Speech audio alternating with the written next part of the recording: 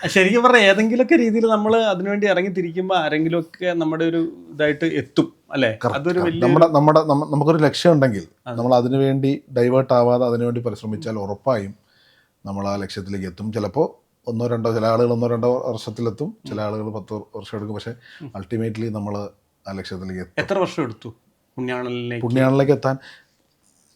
Total college pass out ചെയ്ത് ഞാൻ വേറെ ഒരു ജോലിക്കും പോയിട്ടില്ല. ഏകദേശം 10-12 കൊല്ലം എടുത്തു പുണ്യാളൻ എന്ന് പറയുന്ന എൻ്റെ ആദ്യ സിനിമയിലേക്ക് എത്താൻ.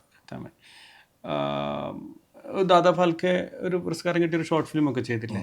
അത് പിന്നെ എങ്ങനെയാ? അത് വളരെ ചെറിയ ബഡ്ജറ്റ് ചെയ്തതും ഈ സാറ് തന്നെയാണ് സിനിമ ചെയ്യാൻ വേണ്ടി ചെയ്തതാണോ? അല്ലല്ല, ഞാൻ കുറേ ഷോർട്ട് ഫിലിം ചെയ്തിട്ടുണ്ട്. കൂട്ടത്തിൽ ചെയ്ത ഒരു ഷോർട്ട് ഫിലിം. ആക്ച്വലി നമ്മൾ അതിനായിട്ട് വേണ്ടി വന്നു, ആഡ് ഫിലിംസ് ചെയ്തു, ഷോർട്ട് ഫിലിംസ് ചെയ്തു, അങ്ങനെ സിനിമയിലേക്ക് പതുക്കെ വന്ന് ആ വഴിയിൽ പരിചയപ്പെട്ട് അങ്ങനെ എത്തിയതാണ്.